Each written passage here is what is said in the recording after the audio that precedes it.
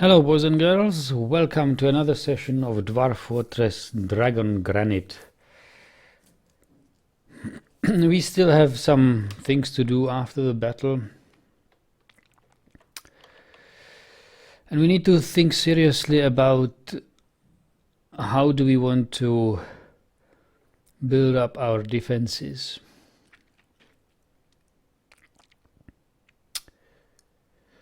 It will not be easy.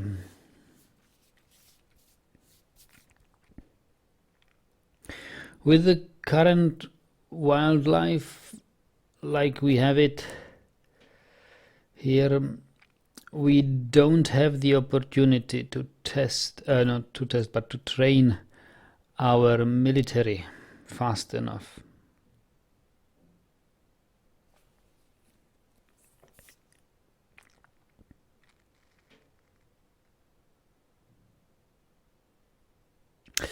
We must see what we can do. Maybe building the tavern this early in the game was not such a good idea. It attracts too much attention.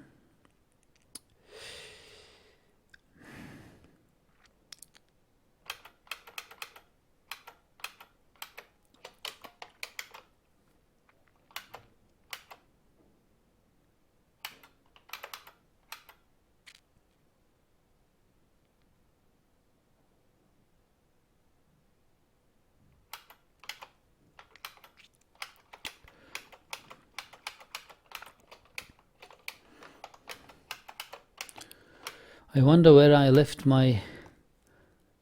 Oh, here it is. Mason's workshop. Yes, it's pretty much empty here. Hello, Ethel. Welcome.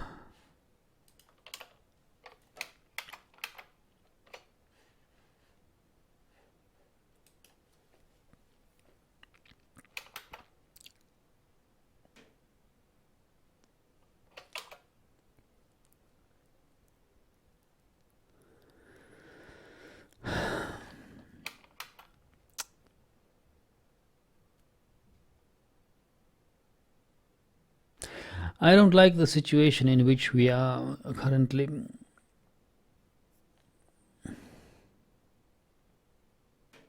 If a siege with as little as 20 goblins comes, they will run over us.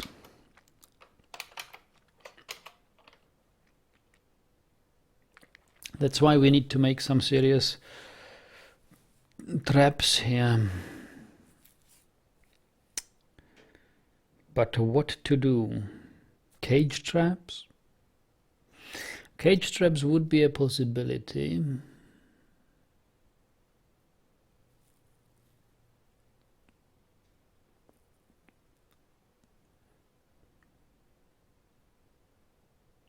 The other one would be weapon traps.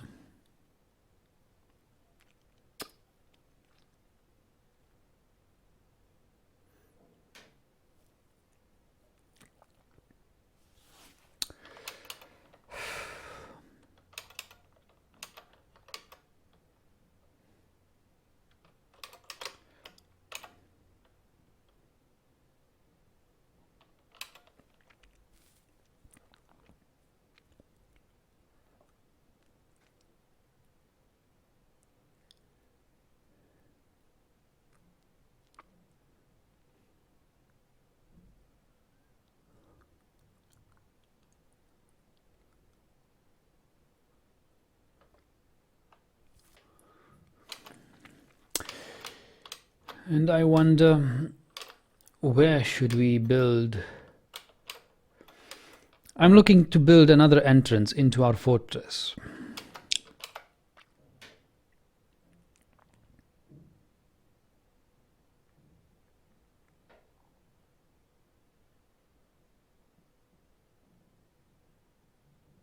Maybe we could build one here.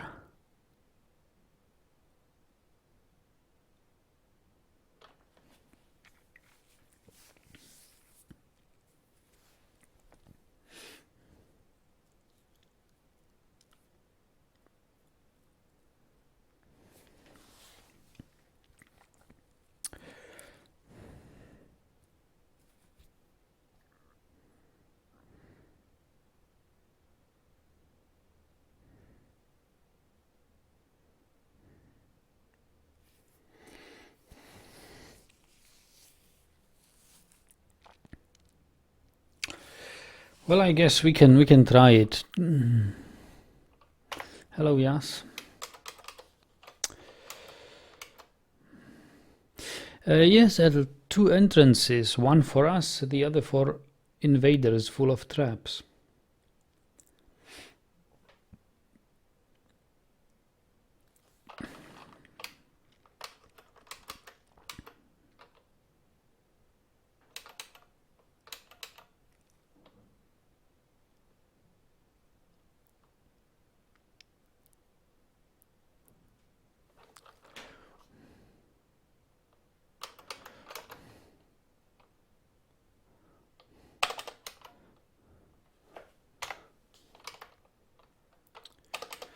What if we mine it?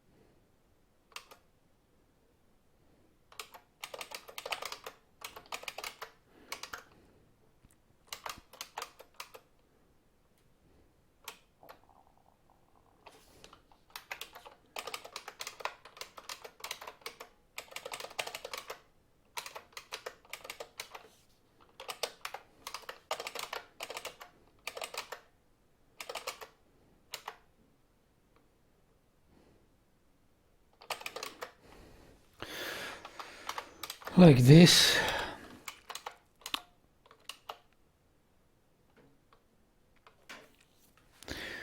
Jugoslovenka Zdravo.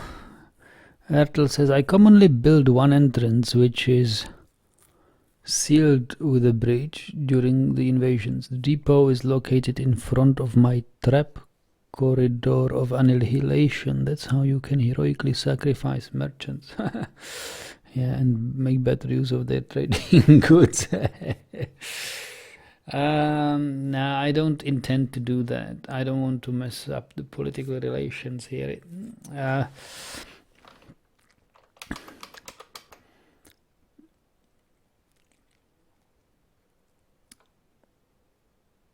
But true,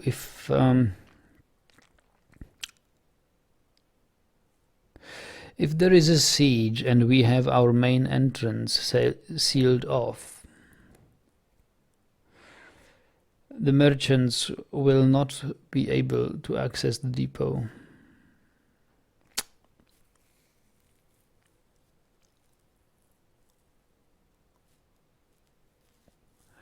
That's a downside of this.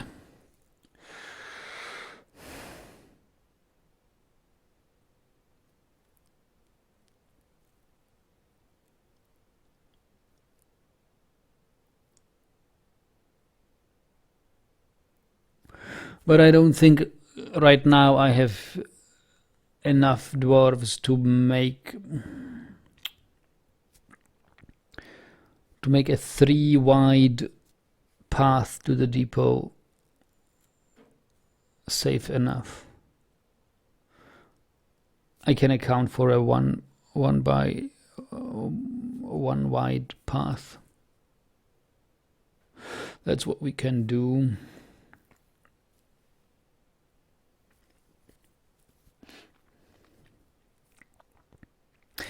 I guess I will go with the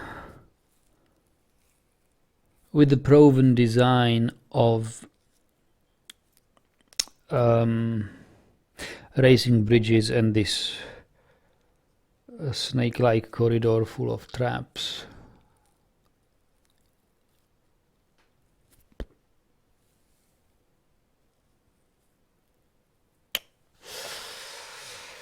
That is at least what I'll try.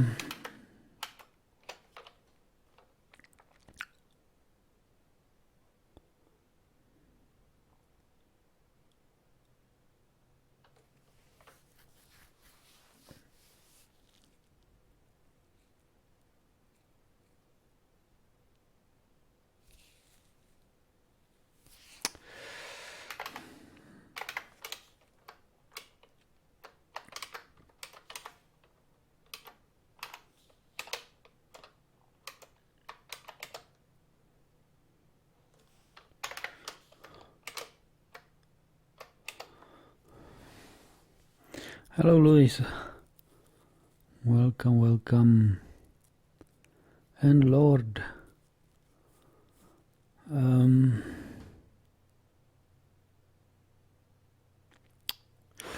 Yes, I do have a worried look, because I am worried. I'm really worried about the future of this fortress.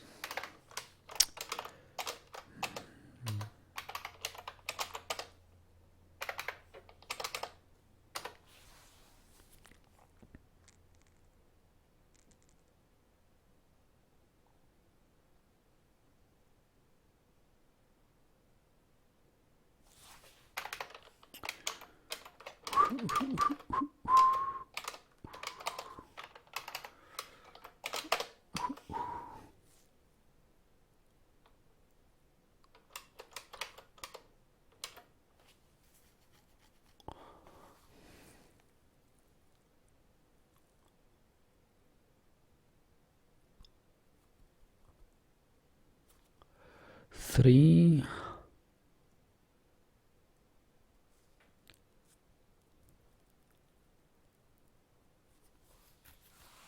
Three across.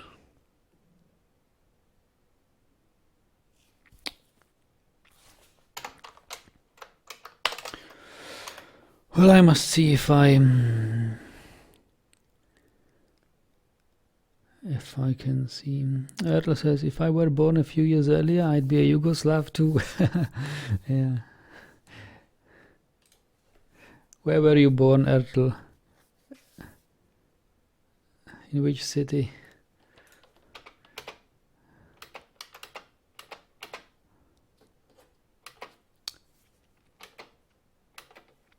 One of my miners is sleeping now. The other is, I think, injured. No, Red Sock is not a miner.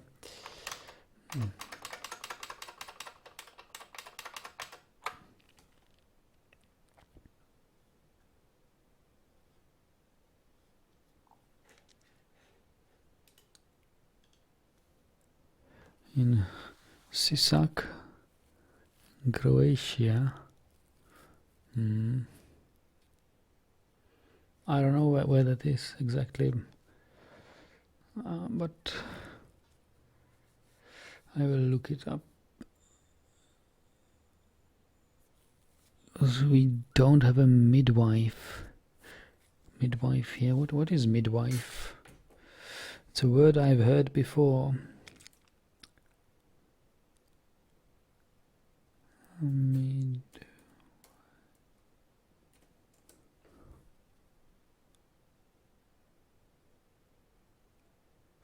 Ah, yes, it's these guys.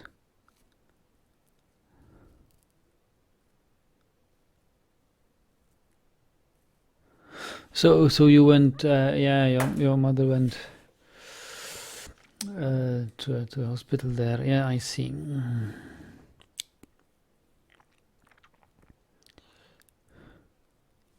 Yeah, Babica, exactly.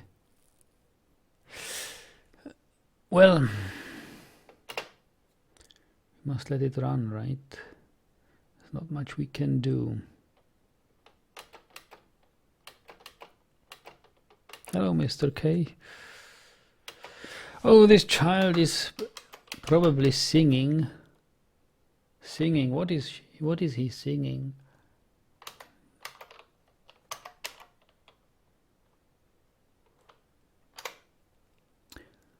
What is the child first see?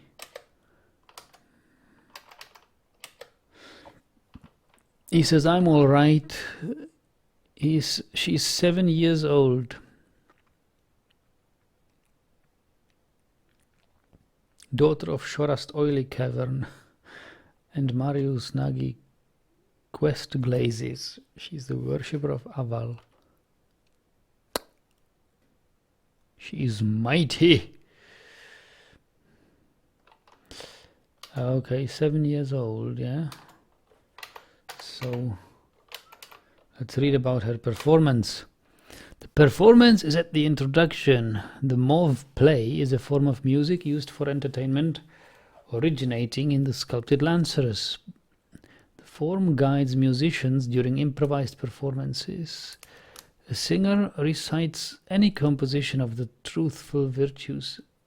The entire performance should feel mysterious. The melody has short phrases throughout the form. Only one pitch is ever played at a time. The music repeats for as long as necessary. It is performed without preference for a scale and in free rhythm. Throughout, when possible, performers are to use mordents. What are mordents?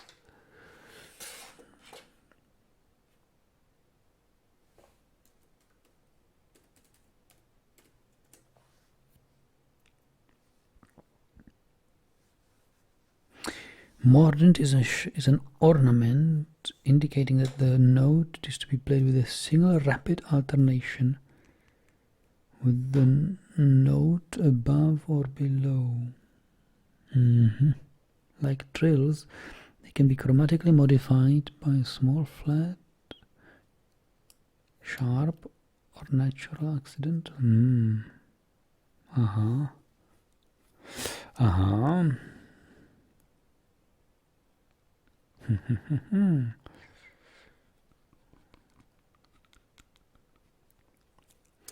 Use mordents, alternate tension and repose and play legato. The singer always does the main melody. The mauve play has a well-defined multi-passage structure. An introduction, a passage, and an additional lengthy passage, possibly repeated brief, slow, become louder. First simple passage is moderately paced and it is to start loud.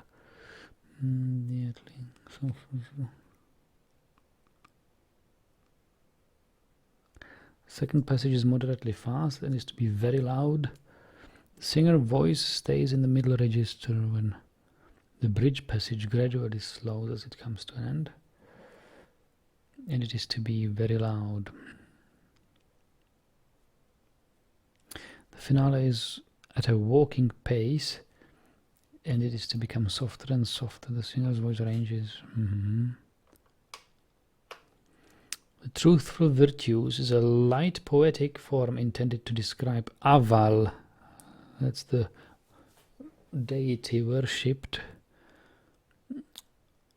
Originating in the sculpted lancers, the rules of the form are applied by poets to produce individual poems which can be recited. The poem is a single line. Use of assonance is characteristic of the form. The poem has 4 feet with a syllable weight pattern of short, long. Quantitative iambic tetrameter.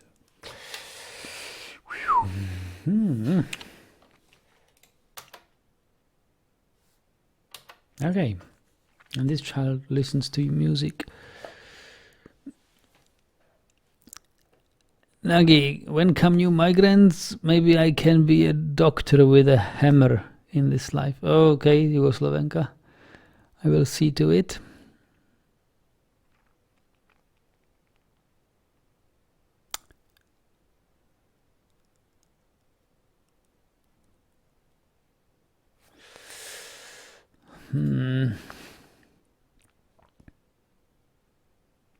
I hope some migrants, I hope for a big migrant wave. I would like to get like 20, at least 20 dwarves here. But even 10, I mean, any Anything will do, in fact. It's just... Oh, now come the capybaras are hauled in. Yeah.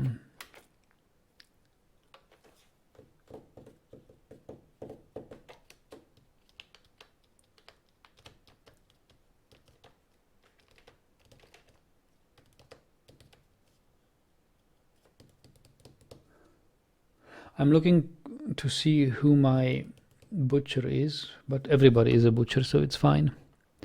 Luis, hello, hello. Welcome, welcome.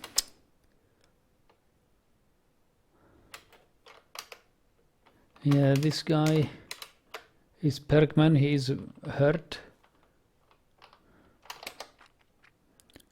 His right hand is dented. He had torn muscles in the right hand. I hope he goes to butcher the giant capybara.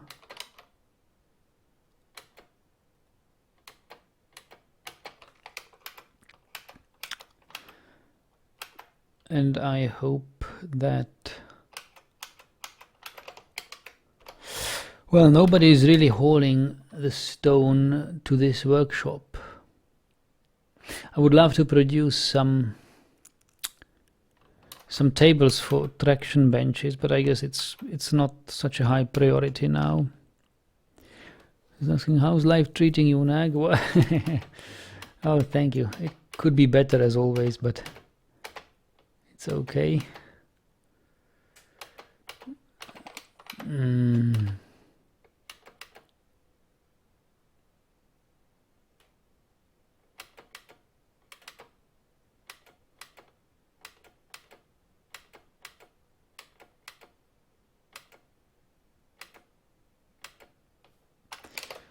What is it they are hauling? Lord Green's rotten left hand. Yeah. Now comes Lord's left hand to the tomb.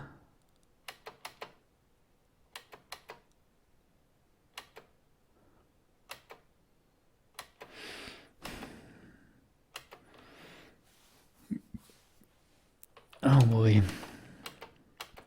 You've got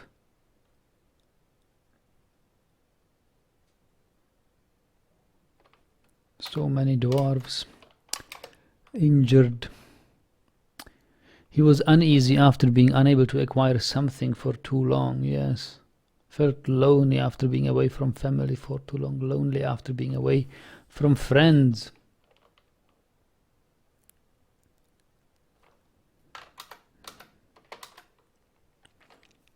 Louis says, I think your Dwarf Fortress are some of the most enjoyable content on YouTube, really. I'm glad you're still an active YouTuber. Well, it was close. I was thinking of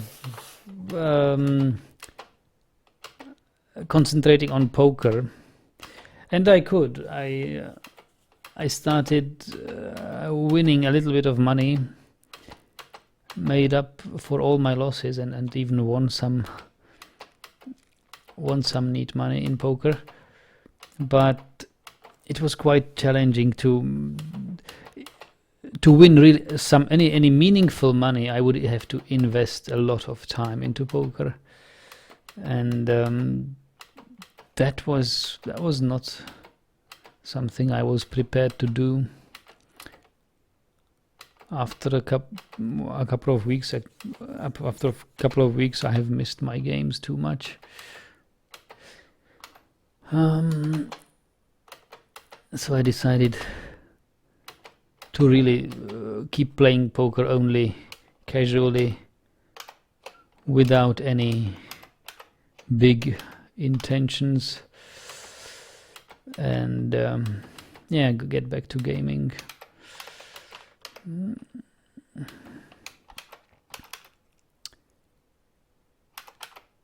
Keep earning money regularly, my normal work.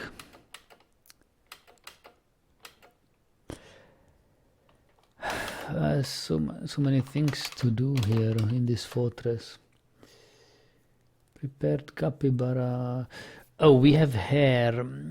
That is interesting. We can have capybara thread. We just need to store it somewhere. Refuse hair.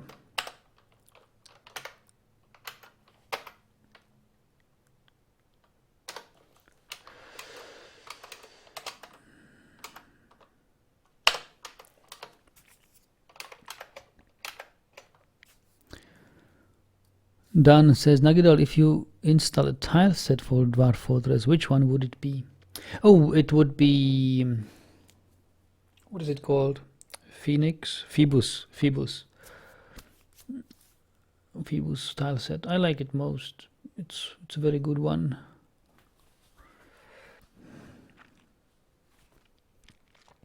Although I have seen gem set recently, and I thought it's also quite neat. There's a couple more tile sets since I've last used a tile set, which are looking quite nicely. Looking quite nice. In gem set, I can imagine playing it with gem set too. I just have to try it. But I think in the long run, I think your best bet is Phoebus, because it's been maintained for such a long time, and it's really well maintained, and it is to a great degree customizable. You can customize the look of the grass, the look of the walls, the look of the engraved walls, lots of things. It's really such a big tile set, and it's been maintained for such a long time, so it's proven itself and it's been widely accepted. These new ones like gem set and in these recent graphic tile sets, you don't know whether their creator didn't just have a inspirational and a creational spree and created a tile set and doesn't really intend to maintain it for a longer time. So I don't know. I would go with Phoebus, I guess.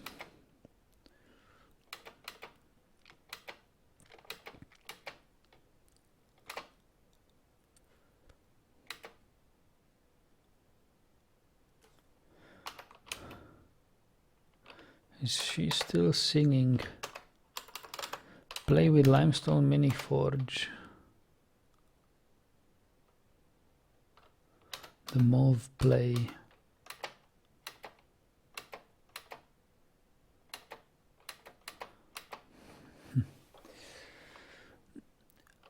Dan says Phoebus really improves the graphics significantly. Why don't you use it? It would it clearer to some? It would be clearer to some what stuff was on the screen. Well, I like ASCII even better, and there are some issues with text, with tile sets, with graphical tile sets. You would be, well, I would be bound to use text will be text, and there are so many worries with text will be text all around. It's very risky. It's such a how do you say it?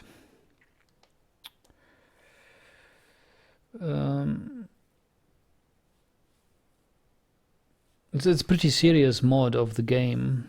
If when graphical tile set alone is a pretty big hack, and then if you combine that with text will be text, I fear that it may be too much. Especially there is so many things these two guys depend on,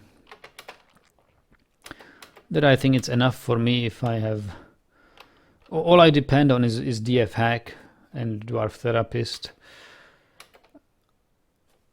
and that's it. I don't need any tile set or text will be text, which I guess it's too much. I don't like this extreme form of hacking and modding the game.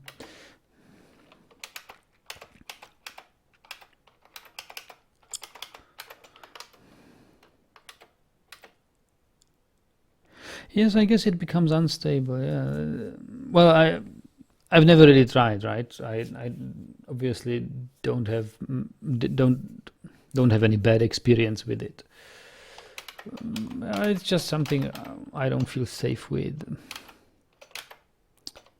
It's enough for me to read the complaints of the text will be text users in the forum,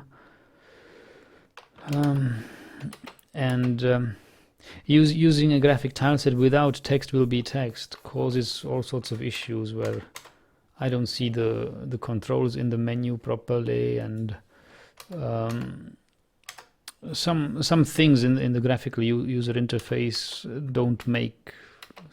don't really make sense if they display the graphical tileset instead of the ASCII character. So that's why I don't like it too much. But I must say it helped me. It helped me to understand Dwarf Fortress. If it wouldn't be for Phoebus, I would have probably given up on Dwarf Fortress because it was so complicated at the beginning for me to understand the ASCII. I was so completely clueless and helpless as for what is what. So yes, Phoebus really helped me.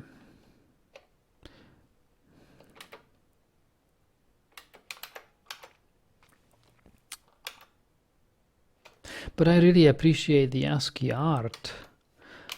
I was amazed how Toadie still finds the best possible character for things, like this new mug.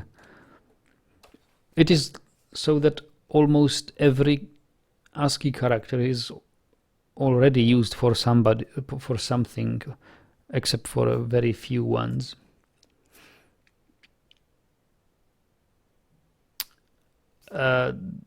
And we had recent additions was the step ladder, which has a nice pesetas sign,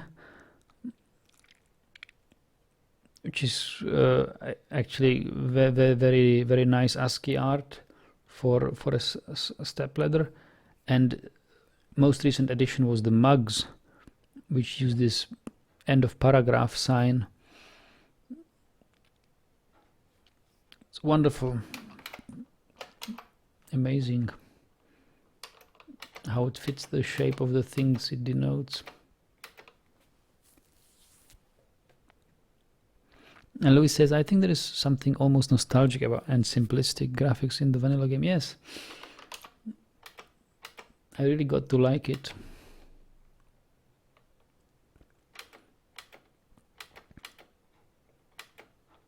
And I would even, well, and there is even more nostalgia if you don't stick to a square tile set. If you have this upright tile set, like what was it, 9x12 or 8x12 or 9x13 or 8x13. I don't really remember the dimensions of the tiles back then. Yeah, so a properly scaled up original tile set is also okay, but then why would I look at everything skewed? I like it square.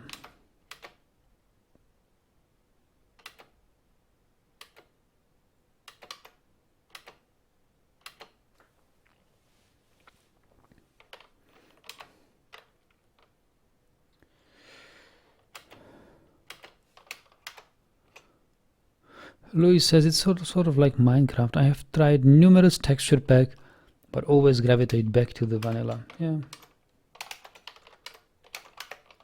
I didn't even try the other ones because the vanilla has its natural simplicity, timelessness. Also well designed textures. Now we have stone stored around this mason's workshop, so we can make tables, make a batch of tables. We can remove the wagon. Dan says there are others who can't get over the graphics. Probably a lot give up on the game because they have a hard time seeing what stuff is.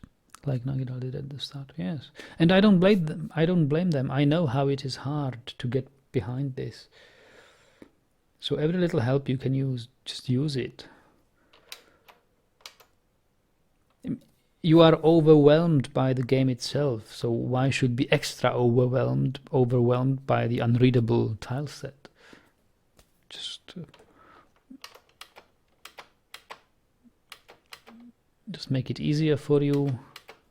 You can see that a duck is a duck, a goat is a goat, and this is what is what. Just use it.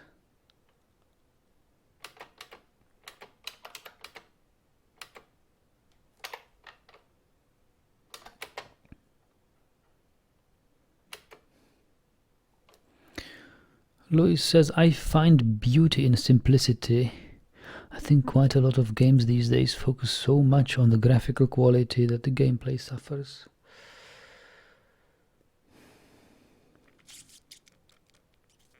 Yes. But it is, on the other hand, nice. Properly made graphics are really nice to look at. I really enjoy Star Citizen for its graphical qualities, and Witcher has very nice graphics, although a little bit on the console side still, but still it's nice graphics.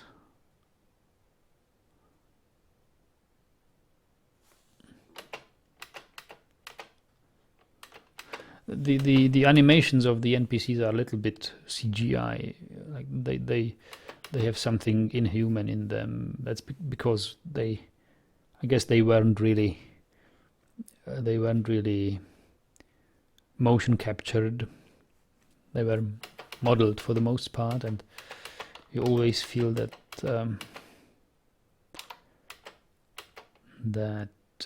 hey, Bard is visiting and he will come inside and see one of our children sing. It's again moral. What does she sing this time? Mauve play again. Ah, okay. Oh, she must really like this sort of song. Human Bard is visiting. Here he comes. Kara. He's got a granite nagnod. What is a nagnod? What sort of instrument? Extremely long hair, very low cheekbones. His emerald eyes are protruding. His head is somewhat narrow. His ears have small lobes. Hair is grey mixed with white. Sort of like Witcher, right? His skin is burnt umber. Unlike Witcher. Dwarf Fortress is taking simplicity to the next level. Yeah. Louis says, I think the lighting in Star Citizen is on a whole another level to pretty much any game I have seen. Well, to be honest, the lighting in Star Citizen is something I really don't like. I think they use too much of darkness, or I would like it brighter. I can see that lighting conditions in empty space are super different from anything what we have on Earth, because there is no atmosphere which would disperse the light. You have extremely hard light, hard shadows, no softening, nothing. But that's in this outer space condition. So I really cannot judge what is close to reality and what is not, because I have never seen it. But in other urbane surroundings, I think they are too dark. Why aren't they lit up properly? There is so much beauty to show off, but they all obscure it in darkness so that nobody can see it. That's something what I dislike. But otherwise, in those few spots which are lit enough, it's just beauty.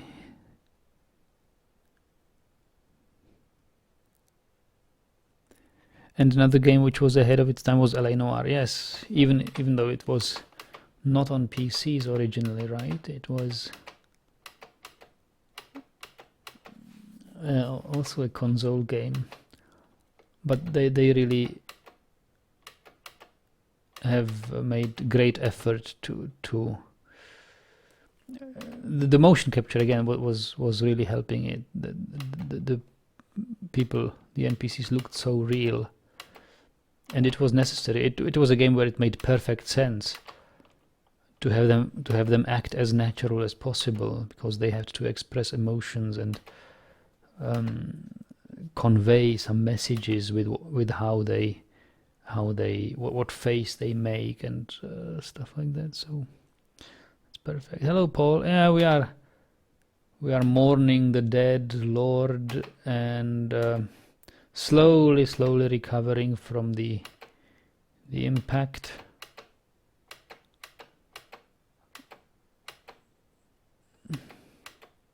Oh, petitions are available.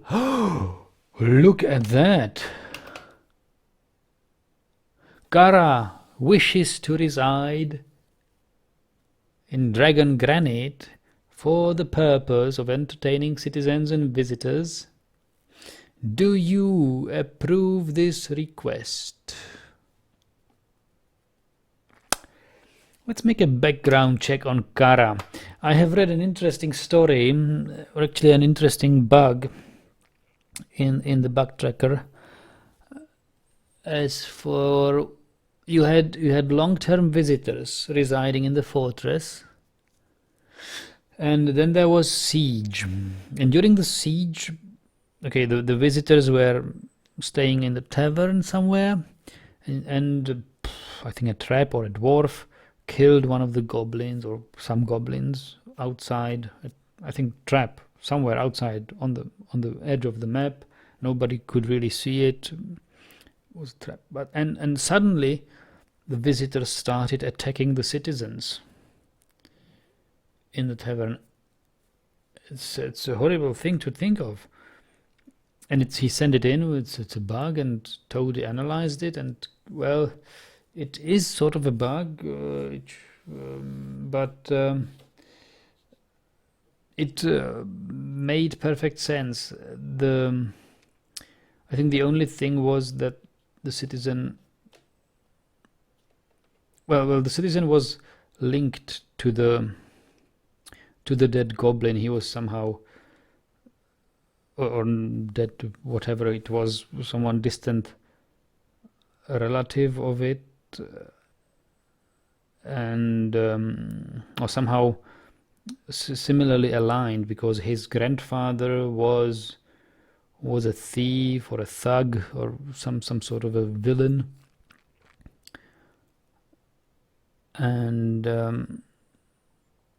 he just somehow it evoked this villain feelings in him, and so he started attacking the fortress. And suddenly when other guys saw it, other visitors saw it, they said, okay, this fortress is under attack, it's a good opportunity to help the attackers. They can take sides with whoever they want, right? They can sides with you, and help you fight the siege, or they can side with the attackers and say, okay, if we help the attackers, maybe this fortress will fall and we can loot it. So they decided to fight as well, and it was quite difficult. It's a horrible thing to think of, that the visitors we have in the fortress may turn against us. But yeah, so let's have the fun and approve this. But let's make a quick background check. Kara ox growths in the Legends mode. I still have it open from the last time. Kara ox growths. Let's read about her. Or him, Kara. So he's a herbalist. He's worshipping the human deity Besse. Historical figures. Okay, he's got a ranger, spearman, potter, crossbowman, a dead child, and a crossbowman. He's member of Nation of Quakes. We are not at war with Nation of Quakes as far as I know. Let me check the Nation of Quakes. Yeah, they are a completely different part of the world.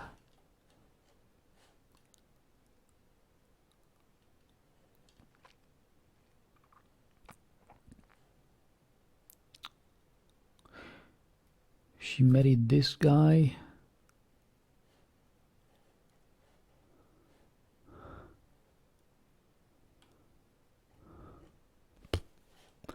I don't know. I don't want to spend too much time on this.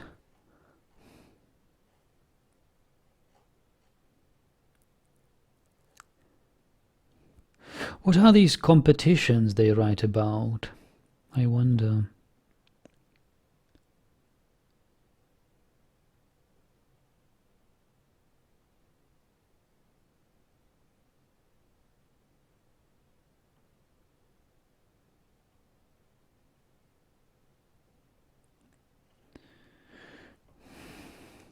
Great musician. He's a great musician. Why not? Maybe we can learn something from him. Spectra says Elf Crossbowman is visiting. Okay. And Louis says, I still go back and watch your LA Noir LP from time to time. It was quality. Really? I didn't know. Well, I thought at some situations I wish I had better understood the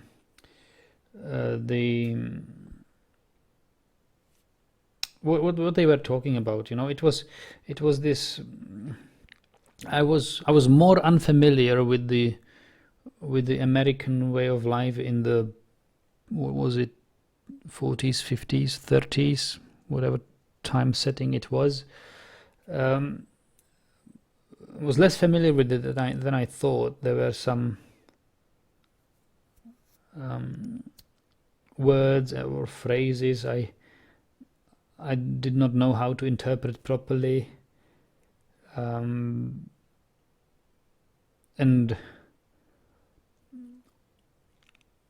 well, it took some time before I could somehow relate to the backstory driving this game.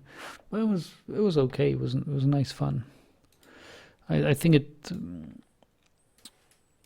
was spoiled somewhat by the fact that I paid less attention to the background and the stories than it actually was desirable. Louis says that's why I liked it. It was your initial first impression and how you reacted. Which I liked. Okay, then good. Yes. Anyway, we go back to Dwarf Fortress and approve of this.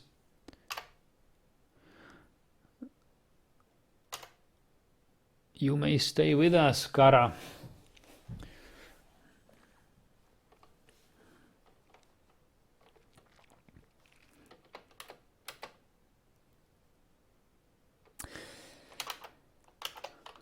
However, I would be happier if we had a petition from a mercenary, I'm a skilled warrior.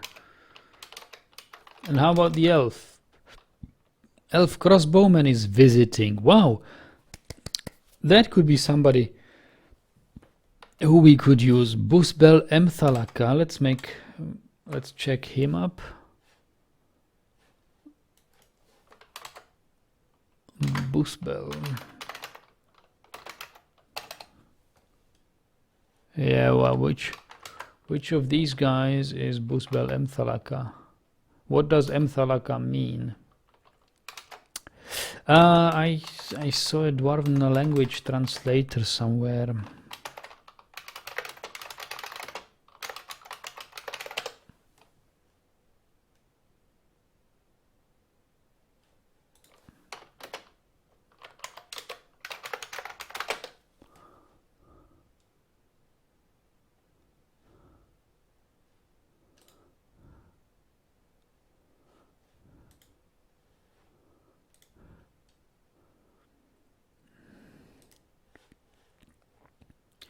We need elf Mthalaka. Huh.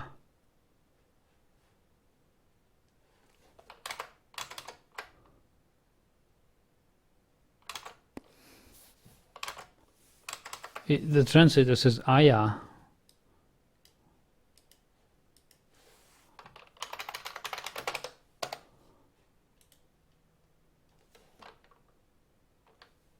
Oh, translate into. I see. It doesn't. It translates things into Elvish. I need translations of the Elvish language. I can't really find this.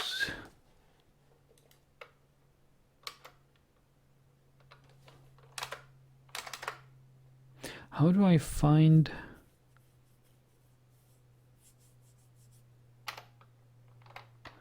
How do I find the translated name of this elf?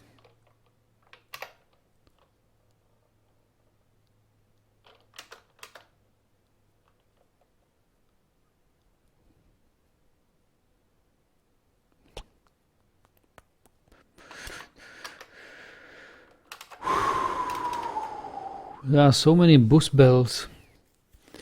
I can make a race elf. Maybe it will narrow it down a little bit. There's only one elf called Busman in this world. And it is Busbel Wingbrims.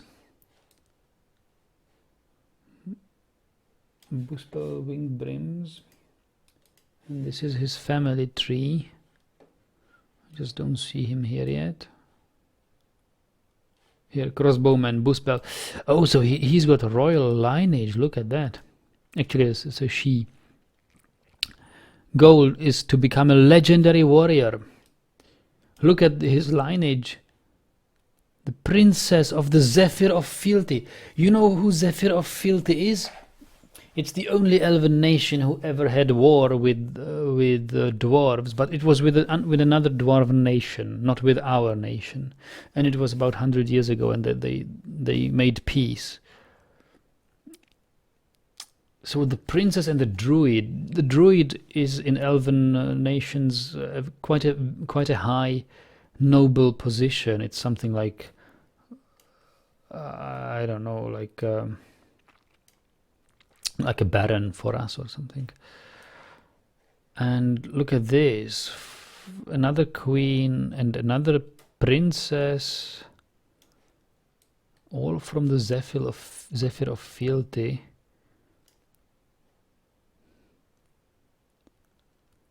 Wow, this guy is royal crossbowman.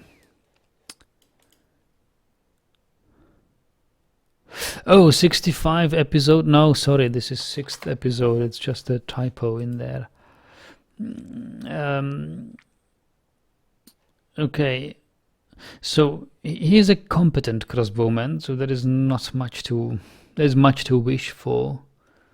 His dream is to become a legendary warrior, but well, whatever. He's a great tracker.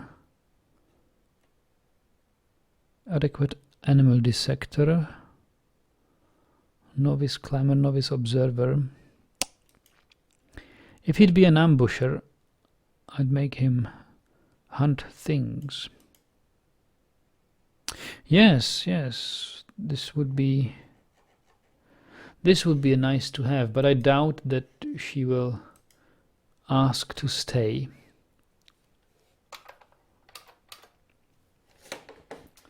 Let's go back to fortress. I would gladly accept her into my fortress.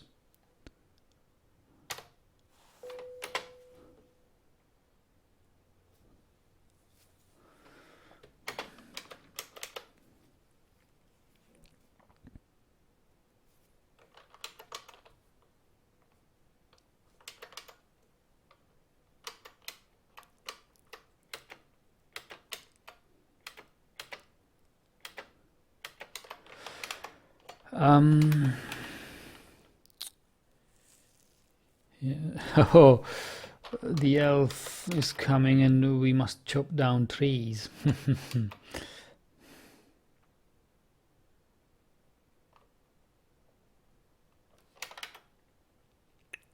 Yeah, no way she will stay here. She might even attack us if we chop down trees.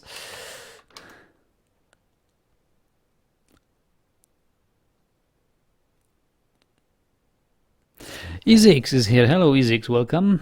So, am I an orphan in this world, or did I die?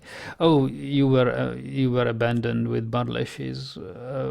You are not yet in this world.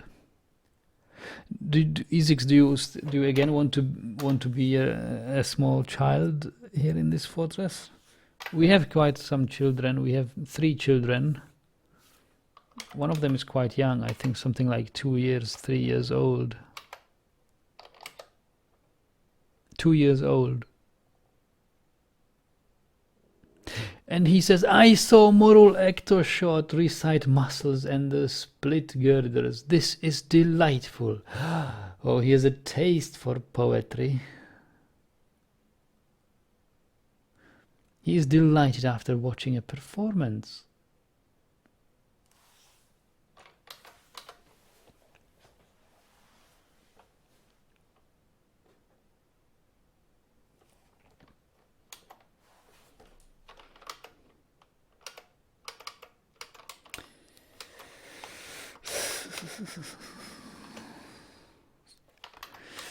I think we should have some leather now.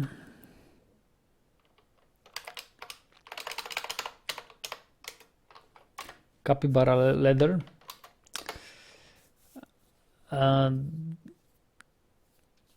What would be the best use for it? I guess armor would be the best use. We still are lacking armor for our guys. So okay, I see Izix wants to be dwarfed as Dodok. Dwarven child, 2 years old. How do you look? His hair is extremely long. He has a broad body with very little fat. His nose bridge is slightly convex. His nose is slightly upturned. His eyebrows are quite sparse. His head is somewhat narrow. Hair is ecru. Skin is ecru. Eyes are ochre. Almost never sick, quite quick to heal, slow to tire, and agile, but he's flimsy. He likes chert, rose gold, pink tourmaline, ibex leather, and pigs for their snorts. Hey. When possible, he prefers to consume large roach, wine, and flax flour. Absolutely detests purring maggots. He has an iron will and a very good sense of the position of his own body and good creativity, but he has poor empathy and very bad intuition.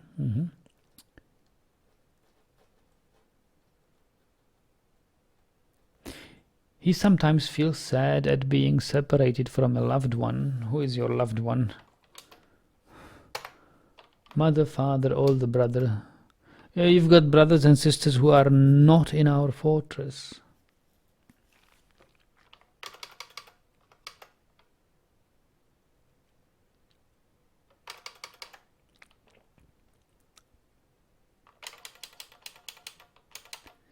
Here's these.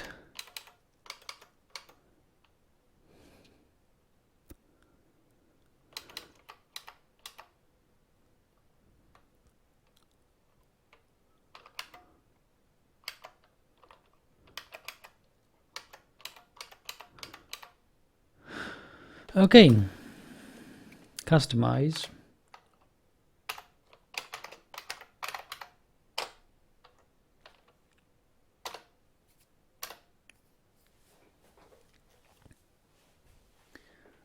So welcome to the fortress, Isix.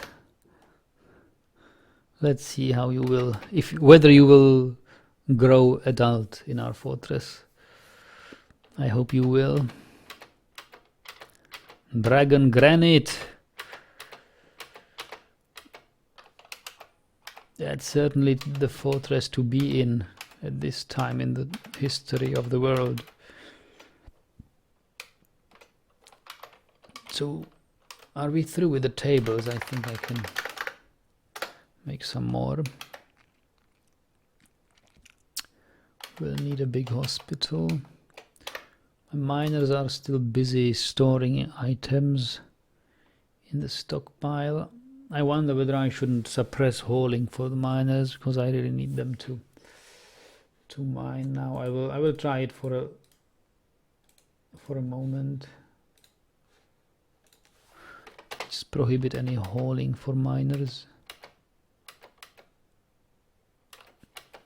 Make them dig the traps.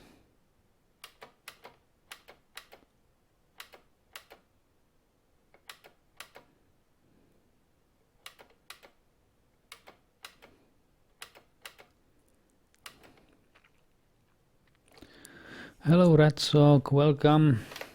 Red Sock is already dwarfed here. You are still resting, Red Sock. You have not recovered yet. Look, the human bard is with you there. We have accepted a long-term visitor, the human bard Kara.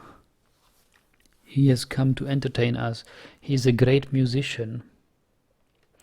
Actually, we can set up Kara. Oh, Kara is our performer. The performer we can. Yeah, okay. We cannot really assign him to perform in the Fragrance of Dreams in our tavern, but yeah.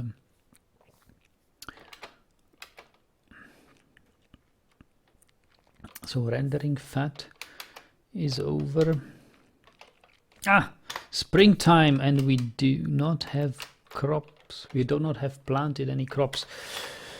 Let's take a look at our plants. So we have lots of plum helmets, lots of cave wheat. So we should plant cave wheat. We have little cave wheat. Definitely cave wheat, which we cannot plant in spring, but we can plant it in summer.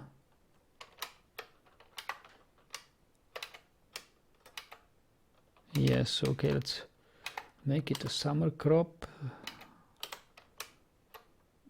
And as for springtime, we can. Do we have quarry bushes? We do not have quarry bushes, but we have rock nuts, I believe. We've got 25 rock nuts and cave wheat seeds. Oh, I really need to forbid them so that the cave wheat are not eaten or anything. It's our only hope to save the production of cave wheat. Got a lot of pigtail seeds and sweet pod. Okay, so we may plant some sweet pods.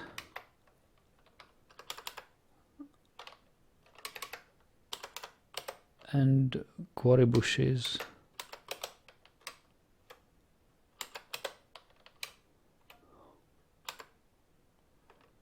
We don't need to plant plum helmets. We have lots of plum helmets. Red Sox says, yes, slaying chupacabras was hard work. The bard speaks to the right person. Yeah. Yes. You lost. What did you lose there? You were really badly wounded, wasn't? You lost a leg, did you? Wasn't it pulped beyond recognition, or what was your wounds?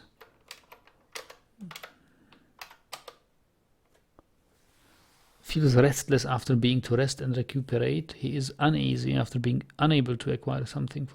Is lonely after being away from family. Feels gratitude after receiving food. Feels gratitude after receiving water. Was shaken after suffering a major injury. And was afraid after experiencing a trauma. Yes, so what are your wounds? His upper leg bears a massive jagged scar. His lower left bears a massive jagged scar. His left foot bears a massive curving scar. Your eyes are gold. Very long sideburns are braided. Very long mustaches arranged in double braids. Yeah, we've read that last session. Very long beard. Very high-pitched voice. Hair is flax. Okay, so yeah, what injuries did you suffer really? Kills? You have any kills? You killed 2 giant capybaras. Rat sock.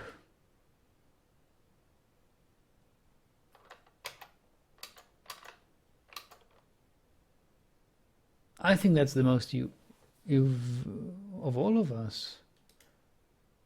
Yes, red sock. Oh, okay. Actually, Marius Nagy killed 3 capybaras. Hats off. And Shorast Uzolkor killed 1 capybara.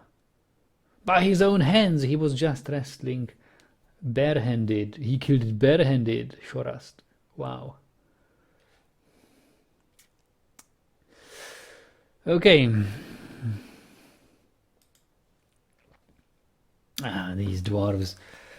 They are such an extremely lovable folk that they fight.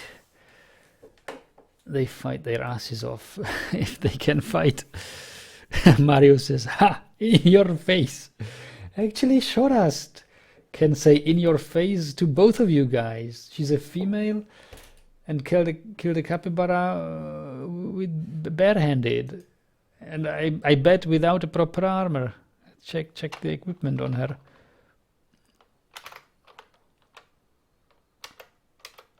Yeah, leather helm, willow shield, and a copper crossbow.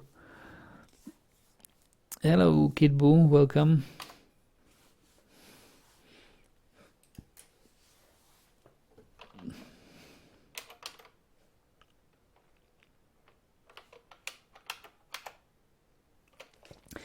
I checked the health status in Dwarf Therapist on Red Sock. You still need a crutch. I wonder whether you've been given one. You haven't been given a crutch. But we do have a crutch in our hospital. We've got 4 or 5 crutches. That should be enough to support you. Yeah, I think your motor nerves have been severed. You cannot stand. Motor nerve in your leg is severed, sensory nerve severed, and you're unconscious. But why did they tell me that you feel restless? Ability to stand.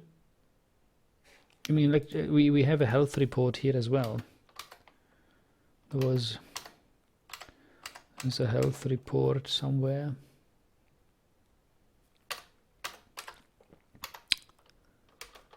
Oh, we do not have a health report because we do not have a chief medical dwarf. Yeah, I will not assign any one of you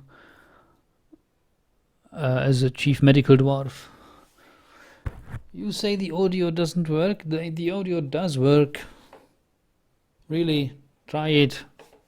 Turn it a little bit louder. Everybody can hear me here, I guess.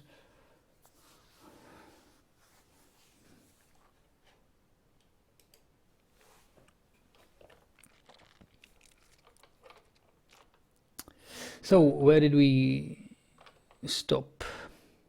Ah, yes, I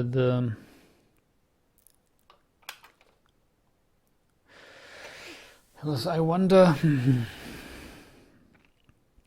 how many bolts we have. Ammunition. We've got 613 copper bolts. You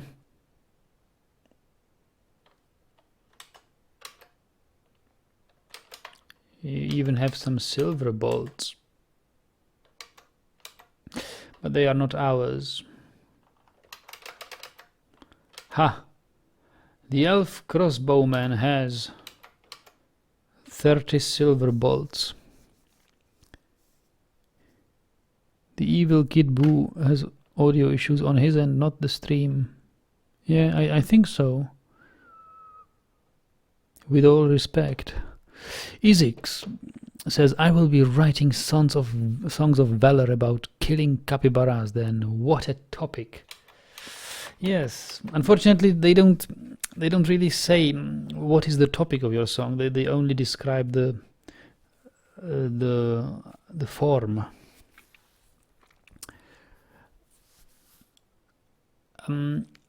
But there is the possibility to make books, and we shall be making and writing books, making a library.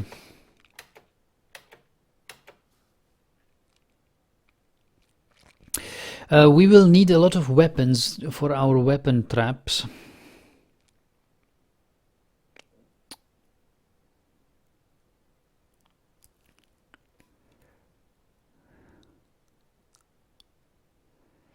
So we better start making them.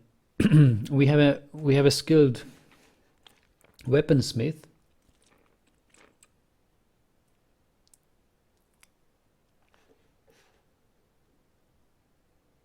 Talented weaponsmith, level 6 already.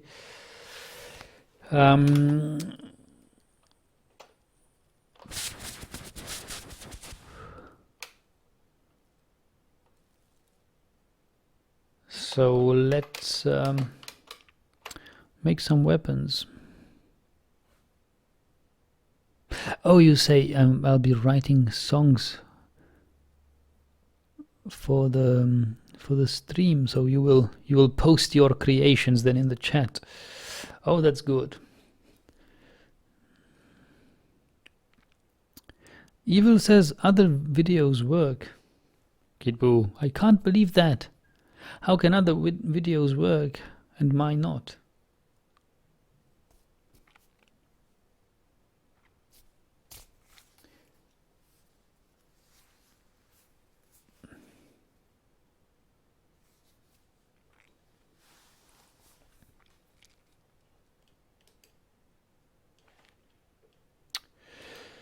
I can't help you there. Good evening, Botondar.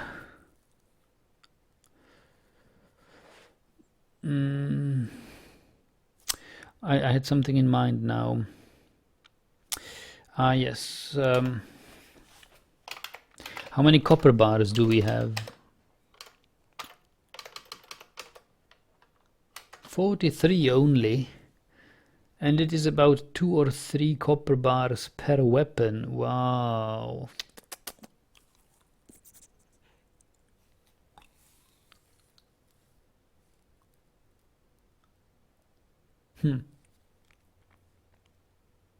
That's too little. We've got enough copper for about 2 or 3 weapon traps.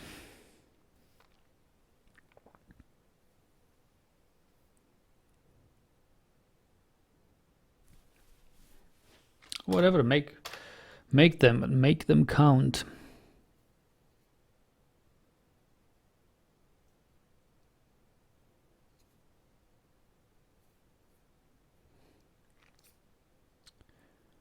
We will need weapons.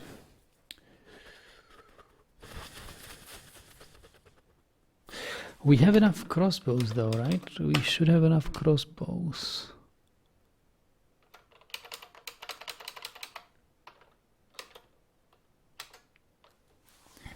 This is all the weapons we have. Battle axes.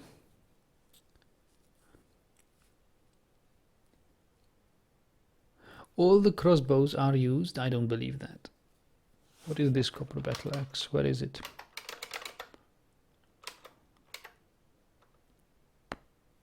Does Red Shock have it?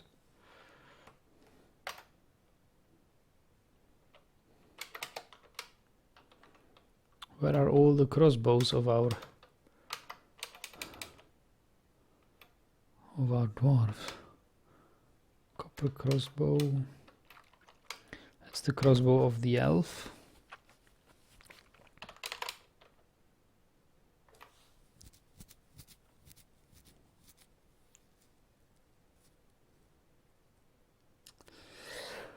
Well, an option would be to make weapon traps from crossbows. Crossbows can be made from wood. We have relatively lots and lots of wood. And only use copper to make bolts.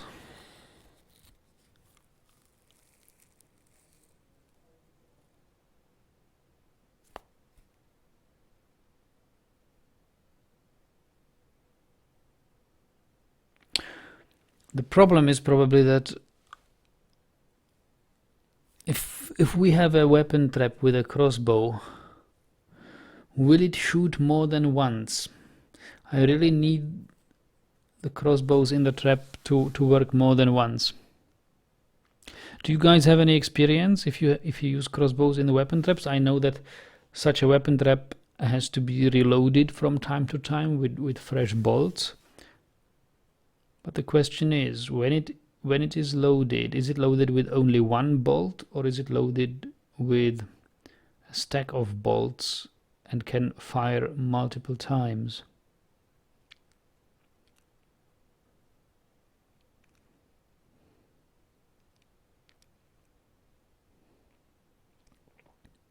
We would need very good mechanisms for the traps.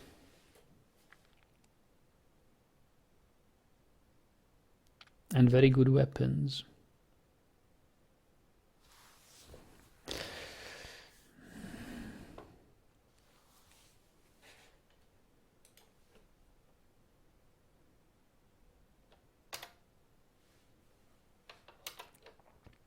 We can actually make weapon traps, weapons, like large serrated discs. Great spiked balls. I think we'll make a couple of those.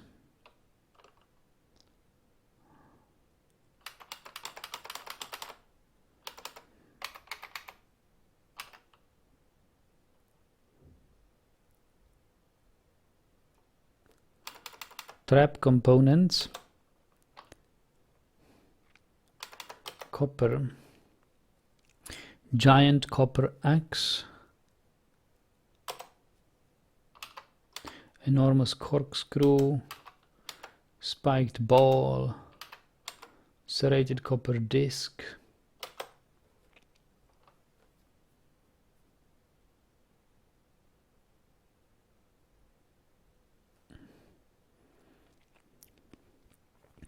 that is something. But these weapon trap components are very valuable. So the downside of it is that this value will attract unwanted attention, and we'll get stronger sieges when we use that. Isaac says, I think the crossbow fires up to 10 bolts at once, and you have to reload it. Okay. Thank you, Isaac. So that is not the ideal situation I'd like to. So that's why I've decided to use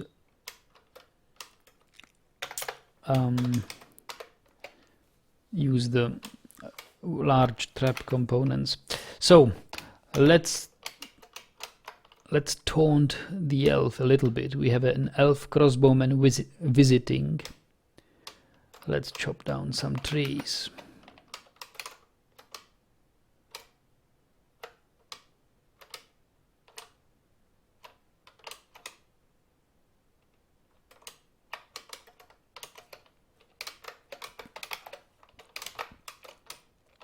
And see how the elf reacts. Hopefully he will not start shooting at us.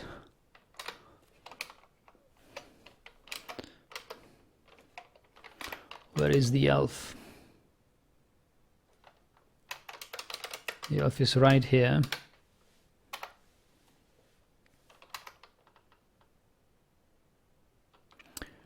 Her hair is extremely long. She is very short and incredibly skinny. Her teal eyes are bulging. She has a prominent chin. Her lips are thin. Her nose is somewhat short. Her nose bridge is somewhat concave. Her head is somewhat tall. Her hair is goldenrod. Her skin is pale chestnut.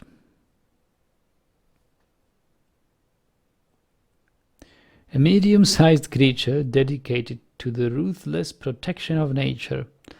We'll see about that. Let's chop down the trees.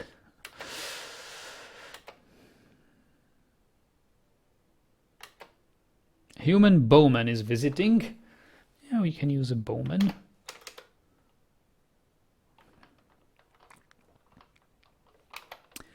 Hair extremely long. She is incredibly skinny. Her nose bridge is incredibly concave. Her slightly rounded grey eyes are sunken. Her head is somewhat narrow. Her hair is grey mixed with white. Skin is raw umber.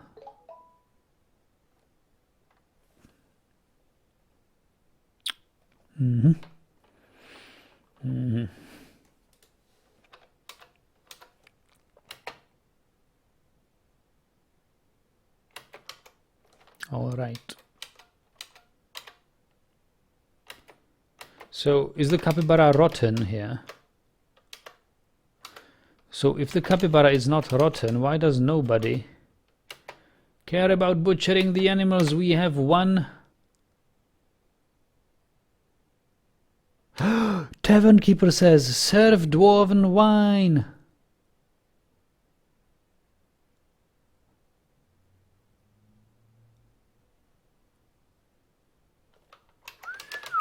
Are we out of drinks? No.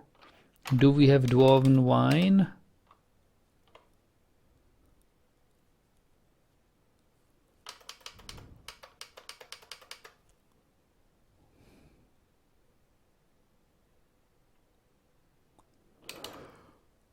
We have a lot of dwarven wine. We have 103 dwarven wine.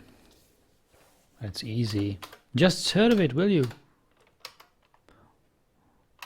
Let me check if it is stockpiled in the tavern, actually. Yes, it is. So what's your problem, tavern keeper? Just serve it. You are the keeper.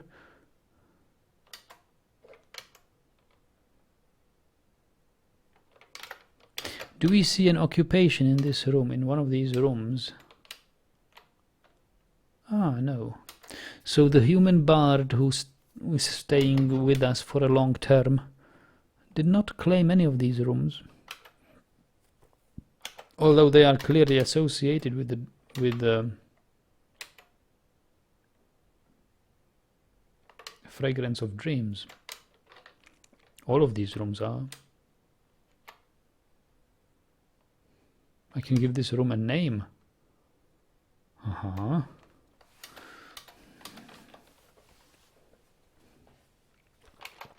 Is this Perkman by any chance? Yes, it is. And it looks like Perkman is serving dwarven wine. Let me check what he is hauling. He's got a limestone mug. He's got still giant capybara blood covering and a splatter of his own blood on his fingers.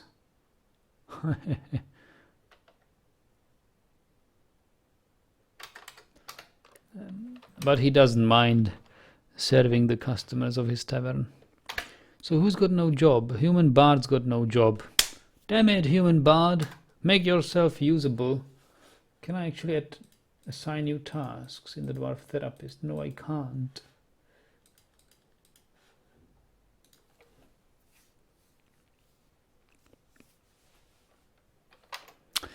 Ah, okay. I thought first that Perkman is shouting this because it's got this exclamation mark, but no, he's actually doing it as a job in his tavern. Let's follow him for a couple of steps.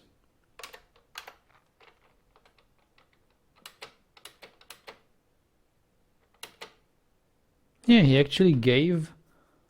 It looks like he gave the mug to the human.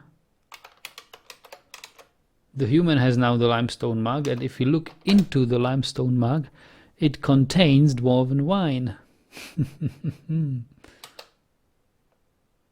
Dwarven wine. Look at that. This is dwarven wine. And this is a superior quality limestone mug.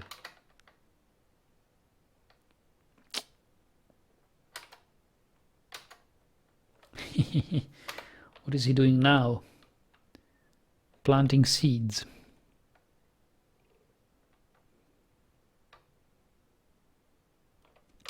Children are playing with mini forge. Yeah, everything is good. Everything is awesome. Edsel the Mason has got no job. We can... How can we use him? Mason, he's got free work capacity. Tables, we can make him craft chairs.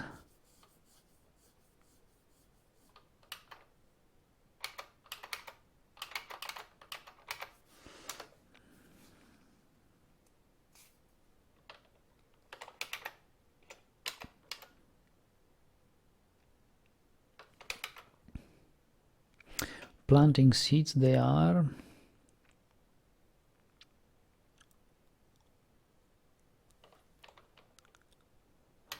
How much food do we have? We have some food, we have some drinks, although we could use a little bit more drinks.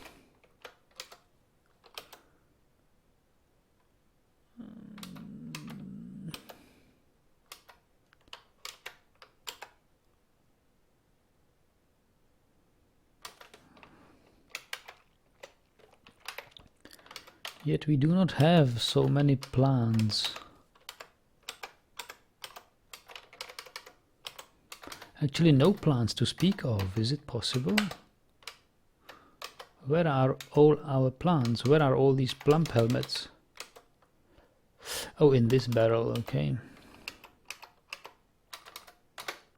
Yeah, so I guess we'll brew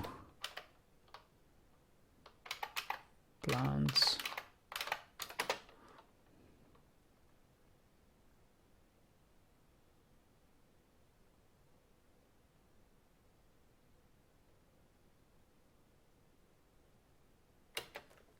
Hello, Elif.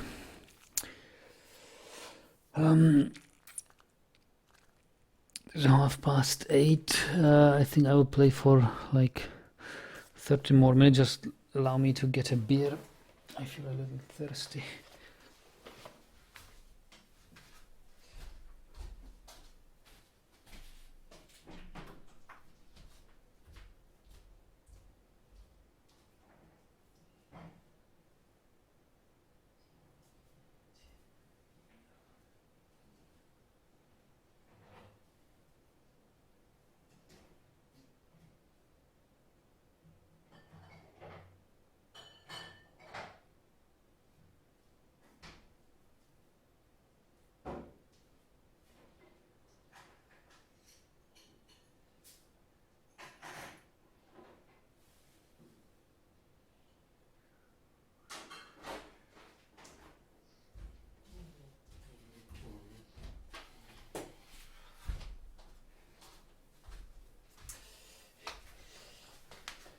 Okay.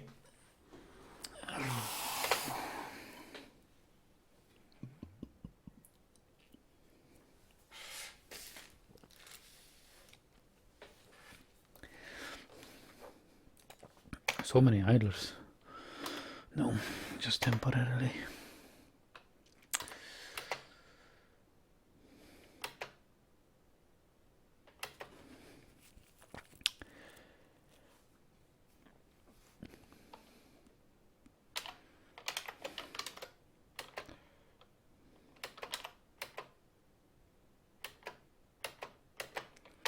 I wonder whether they will give the crutch to the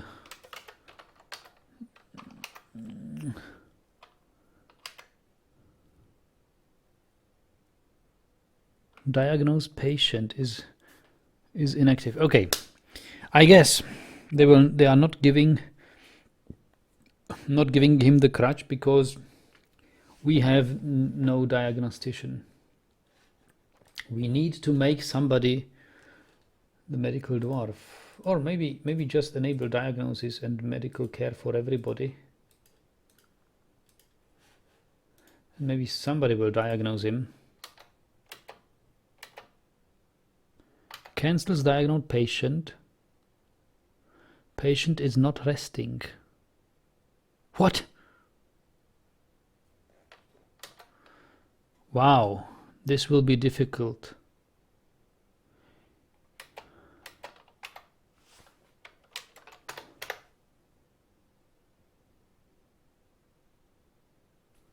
He is resting. However, he's not resting in bed.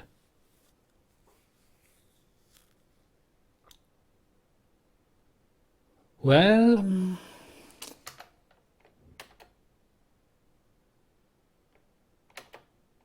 I guess he's been now diagnosed.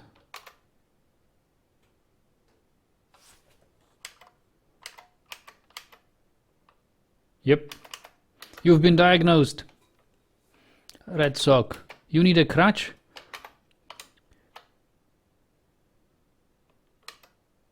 And you have a crutch now. Haha! That's it. I could have brought you up weeks ago.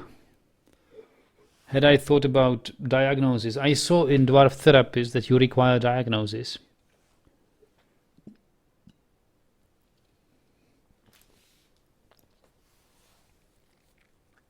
And I thought it would happen automatically, but of course it will not happen automatically if nobody in our fortress has the diagnosis job switched on.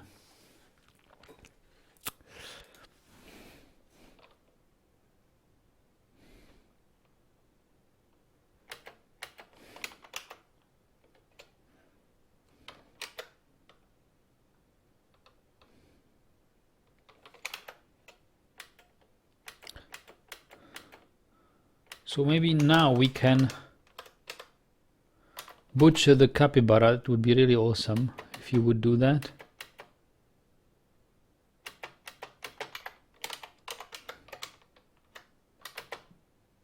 Nobody is taking care of the butchering. We've got some wild yaks, guys.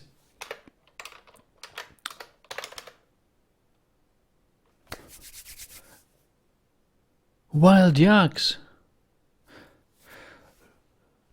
Let's fight them. Yaks can be... I don't know whether they can be difficult to fight.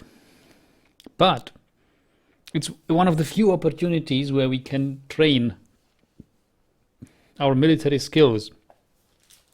We must use it. I don't suppose yaks would bite your heads and legs off like the capybaras did. They can kick you, they can bite you, but...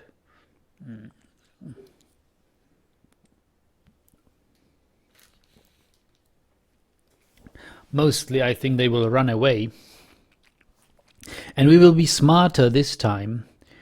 We will gather, and I will not send you to a one-on-one fight with a yak. I will send you all together to fight one yak at a time, and all the dwarves at a time.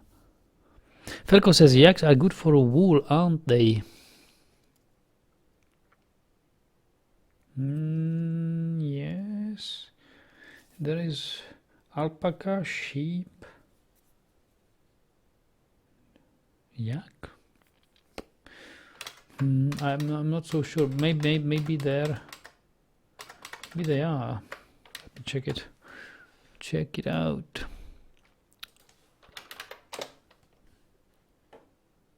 Yak. Yes. Oh yes, they are wool. Milkable large animals. How large is it?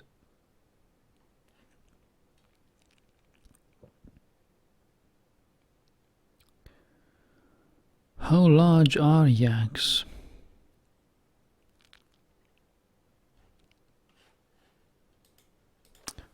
Let's ask Google.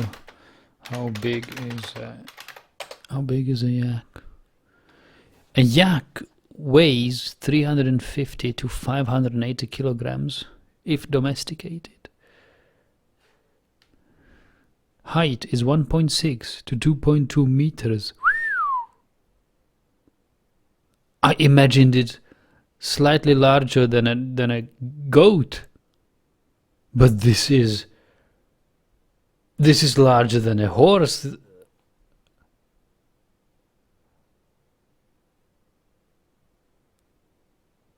This is like, wow.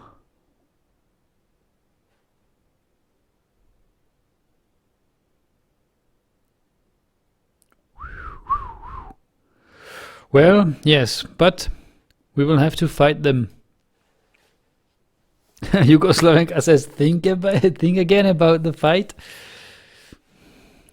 Fruit Wizard is posting. Oh, lovely savage capybara petting a cat.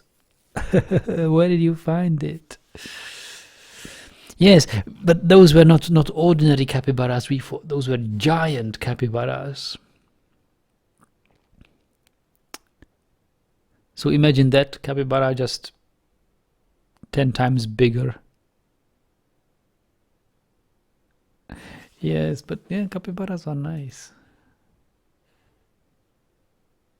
Paul says, how about the power to kill a yak with mind bullets? Huh? That's telekinesis, Kyle. How about the power to move you? Are you quoting some South Park? Is it a South Park reference I don't get? I guess.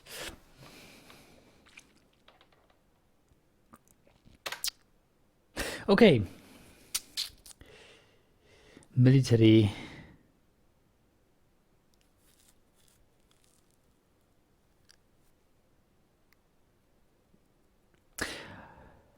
I'm sorry I didn't make you an armor first.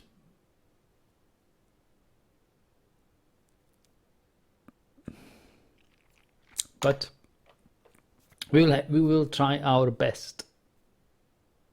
Try our best. A and B, move. Hold the position. Look at the yaks. Wow. They are running away the moment they saw us.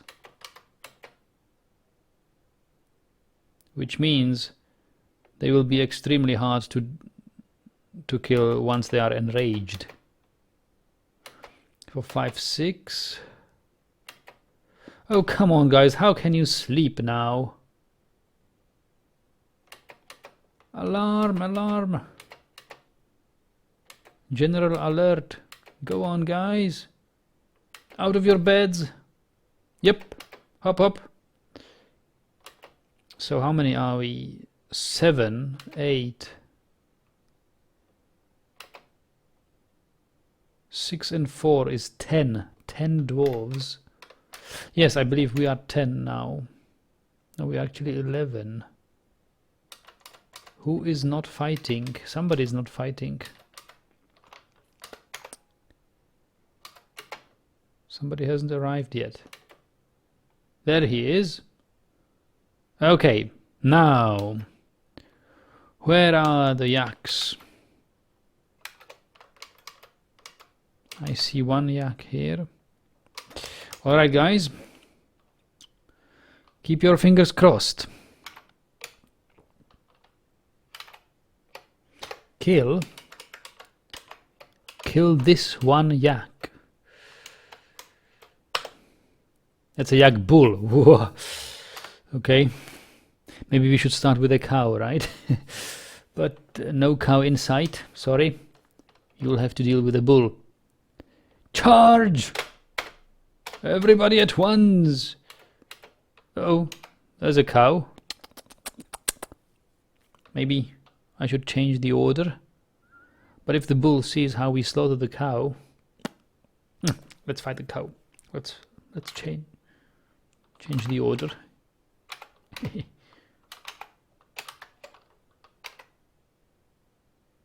Kill. Yak cow. Yak cow is slightly more fragile. Fruit Wizard says, for science. Indeed. Let's see.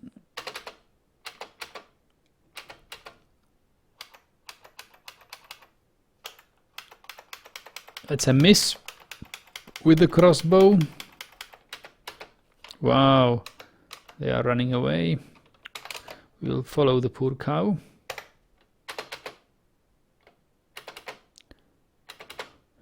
There was a shot. Where's the cow? Over here.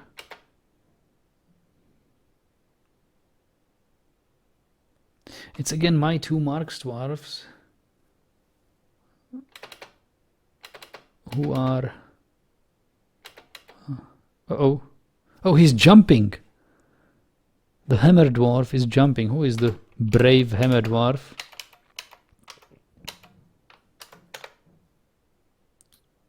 Mistem Idenrul, the bookkeeper.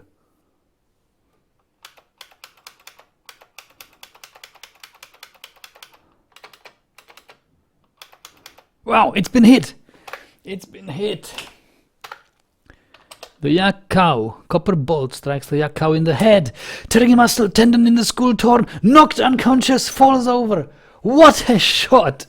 Who was it?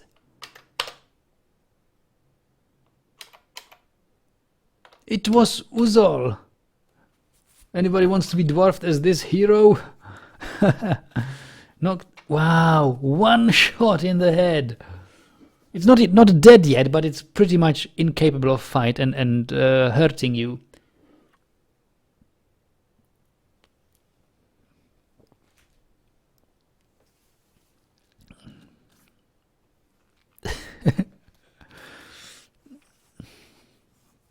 What a champ.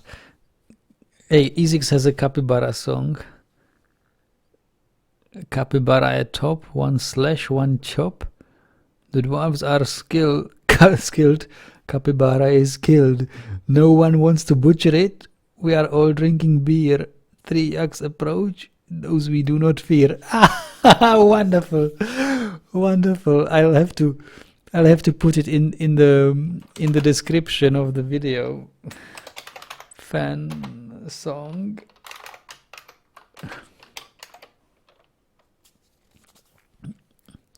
Okay. Well done, Izix. I love these creations. You have a creative mood. You are in a creative mood.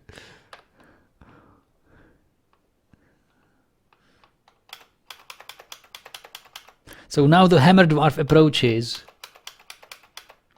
And he should bash it. And pulp its head. The bookkeeper strikes the yak cow in the head with his lime wood shield. Oh goodness. Don't you have a hammer? You have a hammer, so use it. Okay, but the lime wood shield is excellent quality or superior quality. The hammer is only low quality. So maybe that's why he prefers the shield.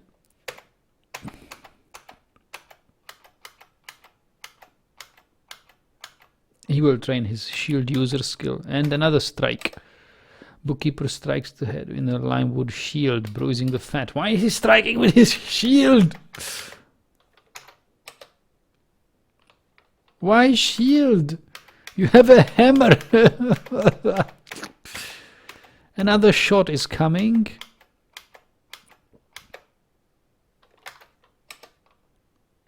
Shield. Seriously, guys. Copper crossbow. Bash, bash, bash, bash. Why is he bashing it with the shield? I don't get it. Look at the poor yaks around here. They are watching their fellow cow being bashed to the death.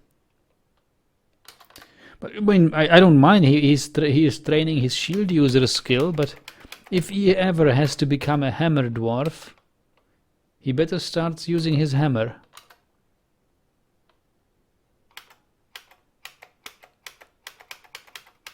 Another shot. Bang. Copper crossbow and shield.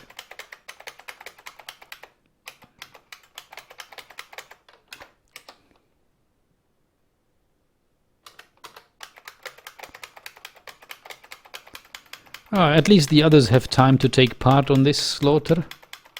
Merciless slaughter. Wow, that was a good hit. Copper bolt in the throat, tearing the skin. Major artery opened. What a hit. Probably this yak will bleed to death rather than die by a strike as a wrestler. With his limewood sheet, avocado crossbow.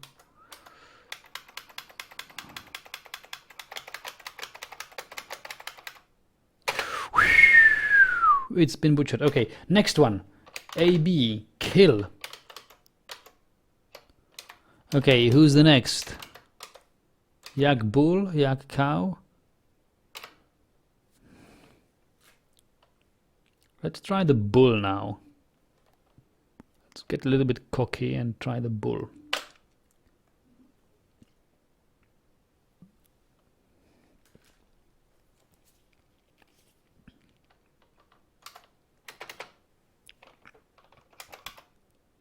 Wow, a hit.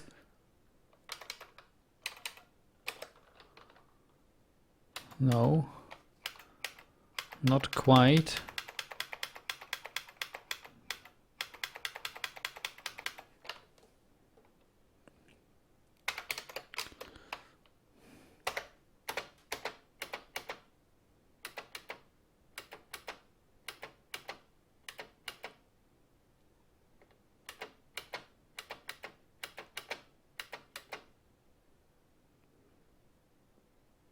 He is still lying here. Nobody buried him. Lord, you are still lying here.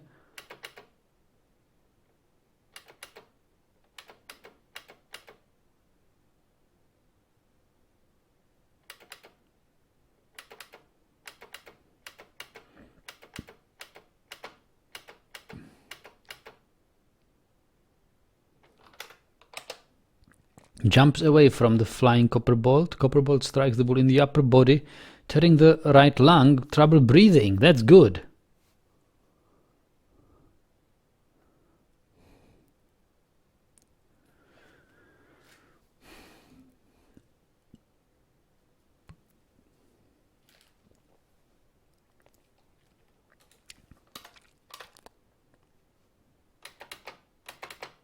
Uh-oh. There goes one dwarf. It's Perkman. Oh, why you, Perkman? Oh boy.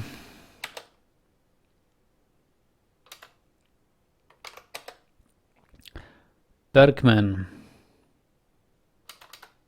You'll be kicked to death. Your head will explode in gore. Can see it coming. Whoa, no. What actually happened?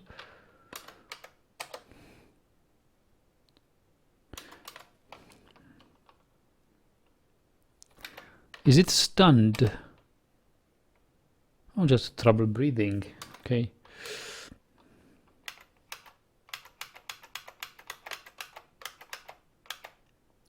Bang. Yak bull jumps away from the flying copper bolt. Damn, he's good. But this time he didn't jump. He strikes the yak bull in the head, tearing the muscle. Excellent.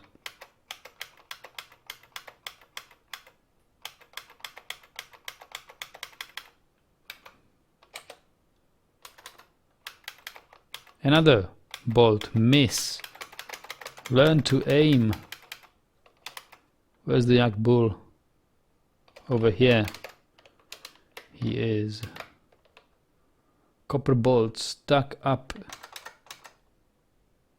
in upper body and Perkman's blood all over him.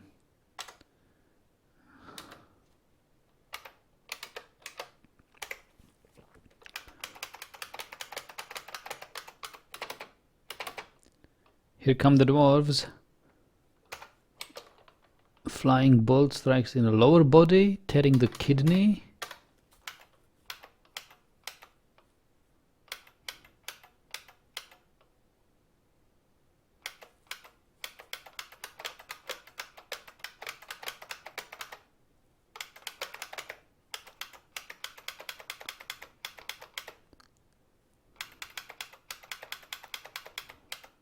Something happened now.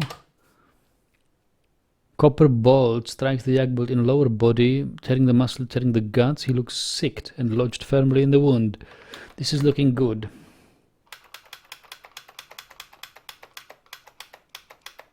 Two more bolts hit the yak, pancreas and muscle in the upper body.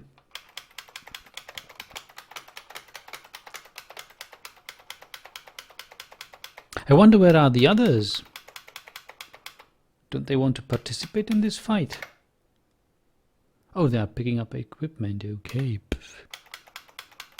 Whatever. Look, Perkman, this is your dead wife or husband or whatever. Spouse.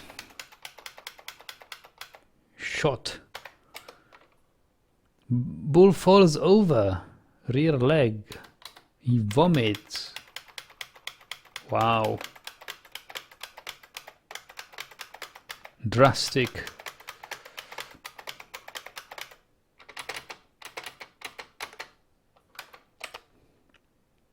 Right lung retches and vomits.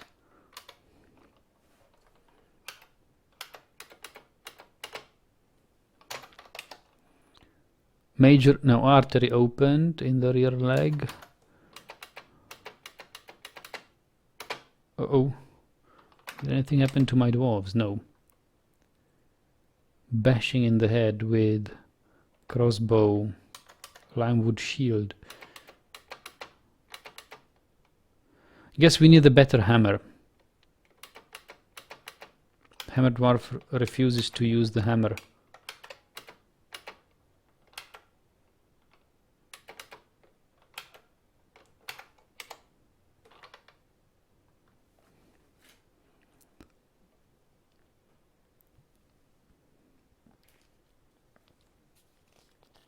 He's becoming a good shield user.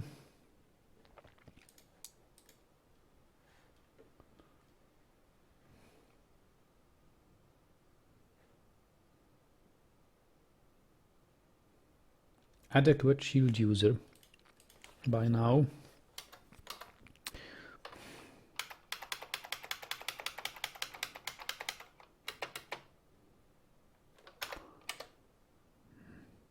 Bull passes out from exhaustion.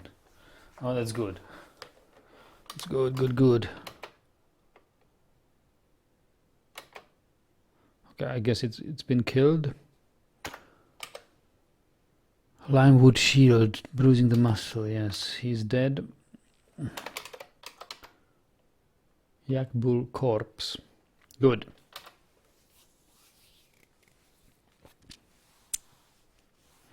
Okay, guys, it's time to gather again.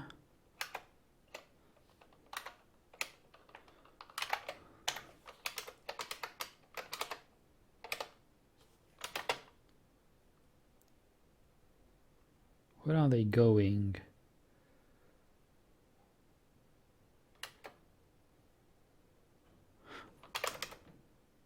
I give you guys a short break.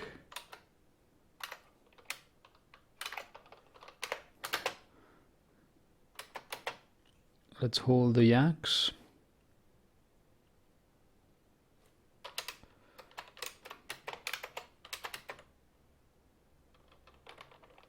Go get your drinks, whatever you need. refresh yourselves.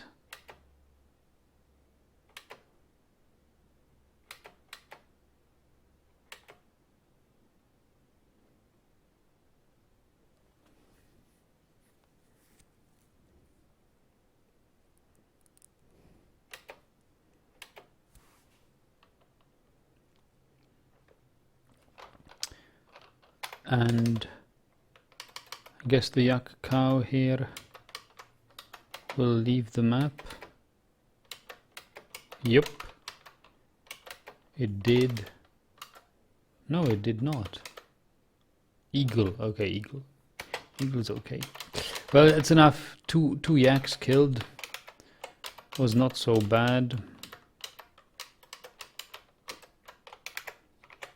I wished for more, but let's be happy that we survived without any injuries, not a scratch.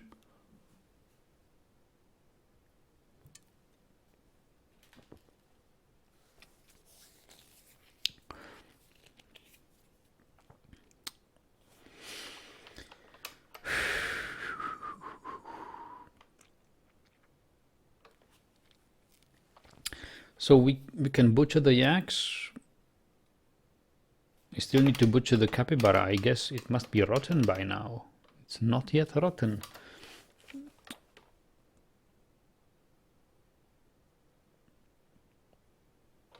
I don't know why they not butcher it.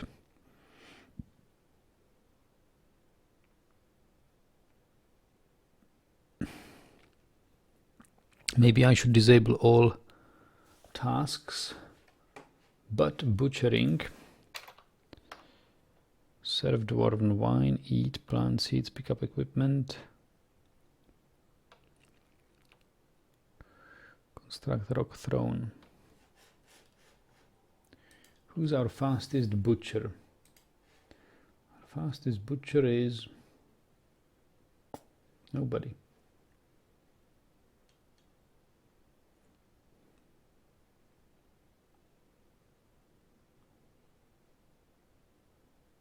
Berkman is our fastest butcher.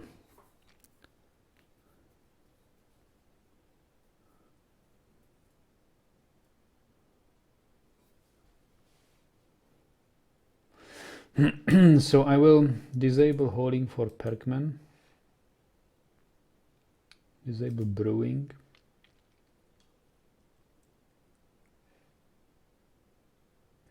Which will leave him with butchering and tanning. Hopefully Perkman, after he serves his wine, will...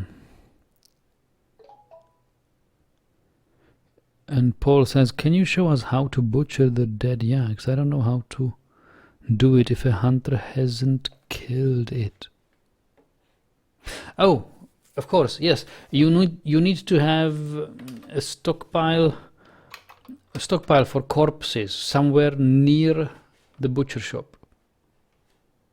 And first the yak needs to be, the yak's corpse needs to be hauled to this stockpile. And if it's in the vicinity of the butcher shop, then they will figure out, okay, if I have a command, butcher a dead animal, take a look at the corpse stockpile. And then they will find it. If it's too far away, they won't see it. That's the trick. That's all there is to it.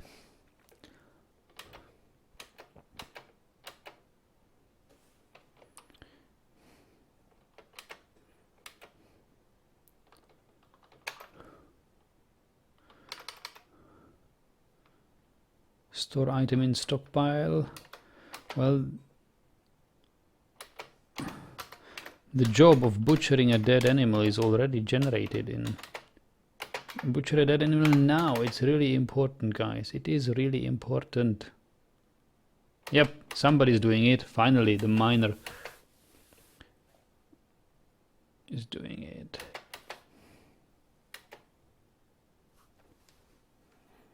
Yes, Paul, there is some sort of maximum distance between the butcher and the place where the corpse must lie. It's either a stockpile, or if it lies there without stockpile, it's also fine, but to make sure the dwarves hold the corpses to the stockpile.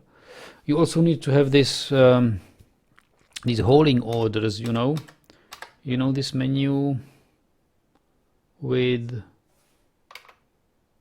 set order, dwarves gather bodies and refuse. So it's orders, standing orders, refuse, and you must enable dwarves gather refuse from outside. It's normally off. So they only look for refuse inside the fortress. So if this is on and you have a refuse stockpile, so the dwarves should haul a corpse to the refuse stockpile, and it should be close to the butcher shop.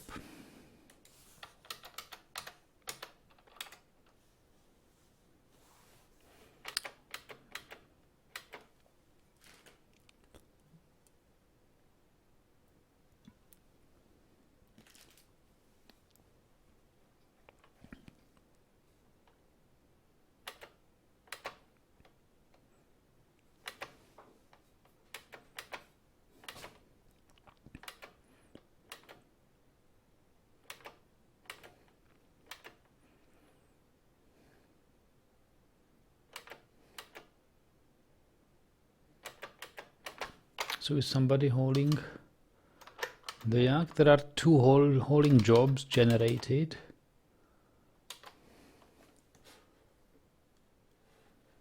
I will enable Perkman's hauling again, because now we need hauling. If miner is butchering, we can use Perkman for hauling. And somebody needs to haul the yaks. And they are not yet at it.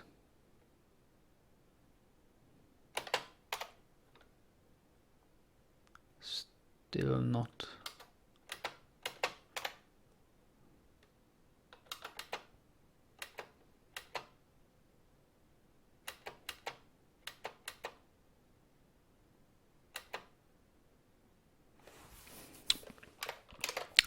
Look at what we have here.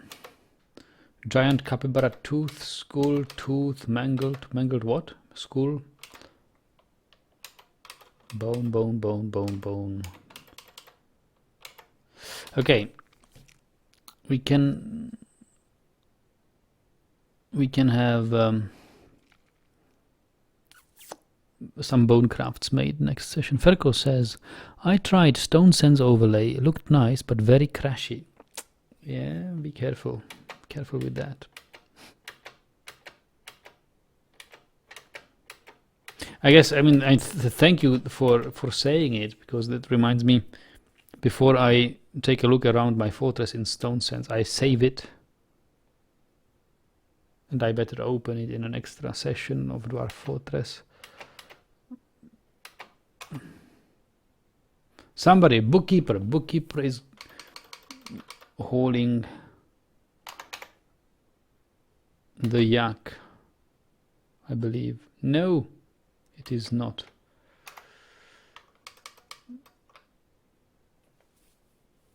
I'll rather.